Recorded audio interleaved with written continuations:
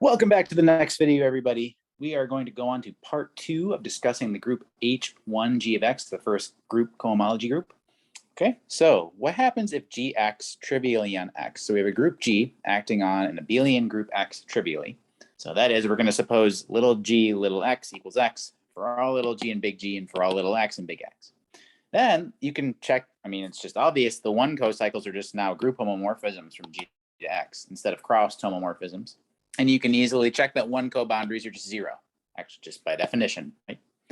And so if the action of G on X is trivial, we find that H1GX is just hom G to X, where hom refers to continuous group homomorphisms. Remember, everything was tacitly assumed to be continuous at the outset, if and when that made sense, if and when things were topologized.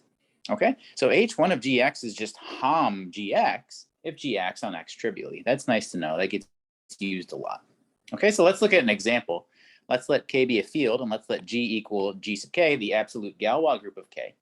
Then G sub K acts trivially on Z mod 2Z, of course. And so by what we just discussed, H1 of GK Z mod 2Z is just hom GK Z mod 2Z. But this latter set here, this just corresponds to the quadratic or the trivial extensions of K, field extensions of K. What I mean by that is if F is a non-trivial homomorphism from GK to Z mod 2Z, the fixed field of the kernel of F is a quadratic extension of K. That's easy to see. And then the trivial homomorphism GK to Z mod 2Z just corresponds to the trivial field extension K over itself. Okay? Okay, what if G is now finite cyclic? Let's look at that. Let's say G is generated by little g with little g to the n equals 1. And let's let F be a 1 cocycle. You can easily take the cocycle condition and apply a little induction to it. And you find that in this case, F of G to the I is 1 plus G squared and so on, plus G to the I minus 1, all times F of G. And so then from this equation, you see that F of 1 is the same as F of G to the n, and both of those are just the norm of F of G. And then when you apply the cocycle condition, you find that F of 1 is 0. And so F of G is in the kernel of the norm, the norm NM that we talked about last time. It's the sum of all the actions of G on F of G. Okay.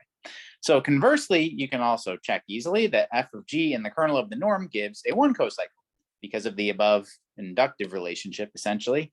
Okay. And then a 1 coboundary is exactly a 1 cocycle by definition, for which there's an x and x, such that F of G equals G minus 1 times x for all G and G. So all of this up here, the upshot is the following fact. If G is finite cyclic and X is a G module, then H1 of GX is isomorphic to the kernel of the norm map mod G minus 1 all times X. Okay, and this gets used kind of very occasionally as well. Let's look at an example. Let's let X be a GR module. So GR here is just the Galois group of C over R of odd order. And let's denote by C complex conjugation. We can, of course, decompose X as 1 plus C over 2 times X, direct sum 1 minus C over 2 times X. And it's an easy calculation that I'll leave to you. 1 minus C over 2 times X is actually the kernel of the norm map 1 plus C. That's easy to check. Okay. It's also easy to check, though, that this kernel is also just C minus 1 times X. So the kernel is both of these things. Okay, well then H1 of GRX is just 0 because it's this mod this by this fact here. Okay, obviously when you take this and mod by this, you're going to get nothing, right? Okay, more generally though, this example can be generalized greatly to the following fact, which I'll call coprime vanishing. If the orders of X and G are both finite and coprime to each other, then HI of GX is 0 for all I greater than 0. And in fact, H hat 0 GX is also 0. In other words, HI GX is also 0 when I equals 0 if you use the Tate group instead of the ordinary 0 cohomology group. Okay, for a proof of this, see finite group theory corollary 5.4. I'm not sure how to say this author's name, so I'm not even going to try. All right, so next video, we will do kind of a part 3 on H1. We'll lead up to like Hilbert's theorem 90 and stuff like that. And so thanks for watching, and I'll see you then.